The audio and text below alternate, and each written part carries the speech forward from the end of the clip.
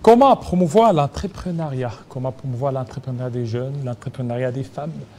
Comment promouvoir? Nous allons essayer d'en parler, cette question, avec un programme qui est là, qui s'appelle Transform. Monsieur Patrick Nkongo, bienvenue. Merci. Voilà. Monsieur Patrick, que vise certainement le programme Transform? Ok, merci beaucoup. Et je vais d'abord me présenter et présenter l'institution que je représente là. Effectivement. Donc, je suis Patrick Nkongo, directeur général adjoint du FPMSA, qui est une société financière agréée par la Banque centrale du Congo. Et nous avons 4 actionnaires. Et nous avons la Banque allemande de développement, KfW, et nous avons la société belge d'investissement dans les pays en voie de développement, donc Bio, et puis on a Corded et Incofin. Ce sont ces 4 actionnaires qui ont créé cette société financière qui a pour mission de refinancer les banques, les IMF et les coopératives à travers des emprunts. Et donc là, je vois la dette senior et la dette subordonnée. Et si je suis là aujourd'hui, c'est pour annoncer le lancement du premier programme de fonds de garantie financé par la Banque mondiale en partenariat avec le gouvernement congolais, représenté par le ministère des Finances et le ministère de MPM. Et le gouvernement a recruté le FPM comme gestionnaire de ces fonds. Et c'est à travers le projet Transform du gouvernement, qui est un grand projet qui a plusieurs composantes. Et l'une des composantes, c'est le fonds de garantie, que nous allons lancer les activités proprement dites demain à 10 h à l'hôtel Sultani. Alors, par rapport à ce projet, à ce programme, vous visez aussi la femme. Vous avez voulu que la femme puisse occuper une place de choix. Exact. Et l'instrument vise à favoriser l'inclusion financière. Et aujourd'hui, quand vous regardez les statistiques sur l'accès au financement, vous allez voir que les femmes et les jeunes sont de plus en plus exclus. Des femmes. Des femmes et des jeunes. Et les jeunes. Oui. Et dans ces programmes, le focus est de mettre à la disposition des institutions financières cet instrument qui est le fonds de garantie partielle de portefeuille de crédit afin d'accroître l'inclusion financière des femmes. Donc, vous savez bien, la stratégie ou la politique des crédits des institutions financières se base beaucoup plus sur les 5 C dont nous parlons très souvent. Et les capitales, une entreprise doit avoir un capital avant de bénéficier des financements. On voit aussi les comportements, donc tout ce qui est gestion, et on voit aussi le collatéral.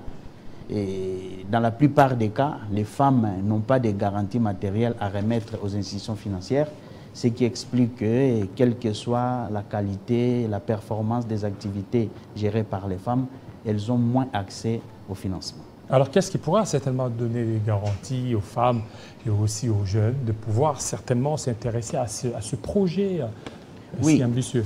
Oui, c'est un projet ambitieux et quand vous regardez déjà les indicateurs macroéconomiques du pays, nous sommes parmi les pays où les crédits par rapport au PIB est très faible. Nous sommes à moins de 10%, alors que des pays limitrophes sont au-delà de 10%. Et si vous voyez bien, le crédit permet à l'économie de réaliser de bonnes performances. C'est vraiment un instrument qui stimule la croissance, qui stimule le développement, l'accès au financement. Et les femmes, c'est sûr, c'est un produit qui ne s'adresse pas seulement aux femmes ou aux jeunes, public en général, mais le focus est vraiment à inciter les institutions financières à prendre beaucoup plus d'appétit en accompagnant des femmes, en accompagnant des jeunes. Alors, c'est quoi en fait? C'est bien, parce que vous avez parlé l'importance beaucoup plus aux femmes, parce que vous avez dit que ce programme viserait certainement les femmes et les jeunes, et les femmes qui sont en train de nous suivre, comment ils peuvent s'approprier de ce programme? Ok. Ce qui est important à noter à ce stade ici, les bénéficiaires finaux de cet instrument ne seront pas informés. Ne seront pas informés. Okay. Tu ne sauras pas que ton crédit est garanti par un tiers. Parce que c'est une garantie silencieuse. Vous savez, silencieuse. C'est-à-dire, on ne peut pas faire de publicité pour dire, voilà, allez auprès de telle institution financière, demander des crédits et nous, on va garantir. Donc, sinon, il y a aussi les risques d'aléa moral. Ça, c'est très important à noter. Donc, la garantie est silencieuse. Nous, notre cible, ce sont des banques, des IMF et COPEC. Donc, nous, en tant que société financière, nous allons proposer ces produits aux banques, aux coopératives d'épargne et de crédit et aux institutions de microfinance qui, à leur tour, vont canaliser leurs offres au niveau des femmes et des jeunes. Et actuellement, quand vous regardez la politique de crédit dans la plupart des institutions financières, le focus est mis sur les garanties. Tu peux avoir une très bonne activité, mais si tu n'as pas de garantie, soit tu n'as pas accès au financement, soit tu auras un crédit qui ne va pas t'aider à réaliser ton but de crédit. C'est pourquoi on voit de plus en plus des entrepreneurs être surendettés, parce qu'il a pris des crédits auprès de 4-5 institutions financières pour réaliser son but, et avec les mêmes collatérales. Et ça arrive des fois, les institutions financières, lors des recouvrements, se retrouvent sur terrain en train de se discuter sur les garantir, parce que les mêmes biens sont nantis au niveau de 3-4 institutions financières. Donc la banque ou l'IMF ou COPEC ne va pas modifier sa politique d'octroi de crédit, elle va appliquer ses principes, et les clients qui n'avaient pas de crédit parce que l'absence de garantie, là, ils auront accès au financement, mais il ne sera pas. Et des clients qui avaient des crédits de 9 999 parce que la politique dit au-delà de 10 000, il faut remettre un certificat, je n'en ai pas. La dame ou les jeunes ou les messieurs verra que voilà, je renouvelle mon crédit, on me donne un crédit au-delà de ce que j'avais bénéficié précédemment sans exiger des collatérales nouveaux. Alors, c'est quel genre de femmes? Est-ce que ce sont les femmes entrepreneurs ou n'importe quel jeune qui veulent se lancer dans l'entrepreneuriat, ou il a une activité qu'il a déjà commencé? L'offre s'adresse aux MPME, micro, petites et moyennes entreprises.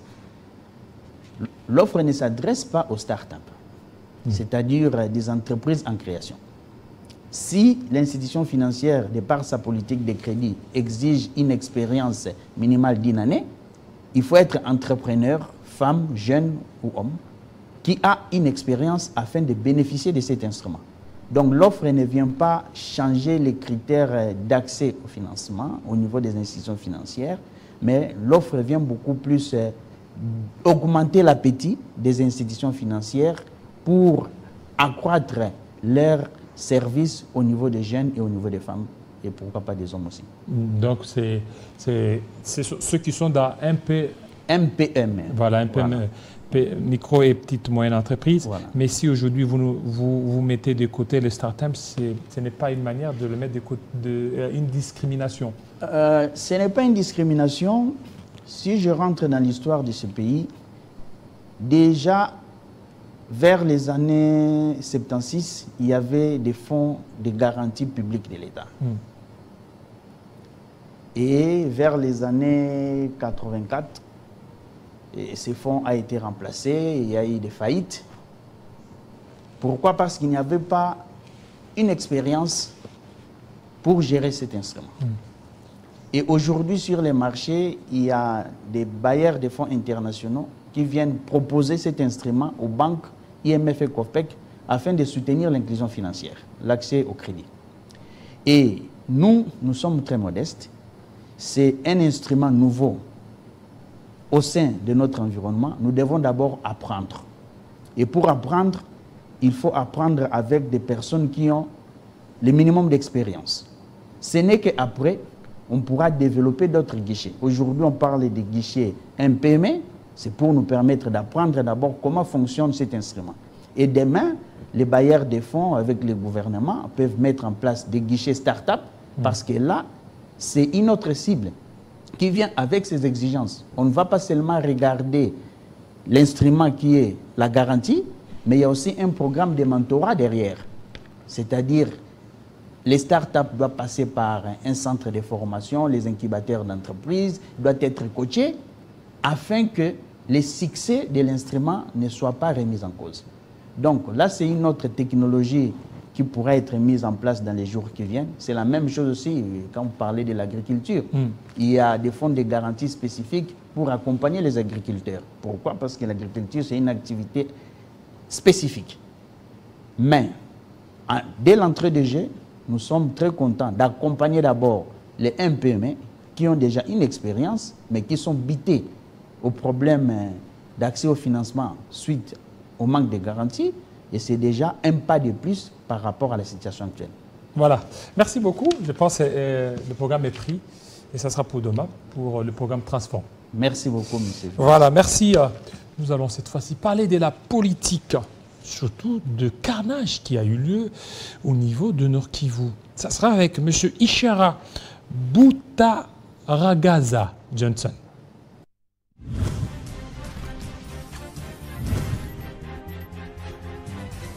Le COS, comité de soutien au CNSP, félicite le peuple pour avoir répondu à son appel et démontré aux yeux du monde entier que le Niger n'est pas attaquable par des forces obscures d'où qu'elles viennent.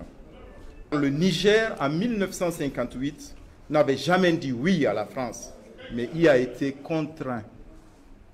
Bien au contraire, notre nom a été modifié pour ouvrir la voie à l'exploitation honteuse de notre uranium qui donne à la France l'électricité et nous maintient dans l'obscurité. Une obscurité si profonde qui a maintenu le Niger au rang de dernière nation du monde dans l'indice de développement humain et provoqué une paupérisation sans précédent des populations depuis plus d'une dizaine d'années. À cette France prédatrice et sa nébuleuse néfaste interne, que l'heure n'est plus à une quelconque concession. D'ores et déjà, le peuple nigérien considère toute déclaration belliqueuse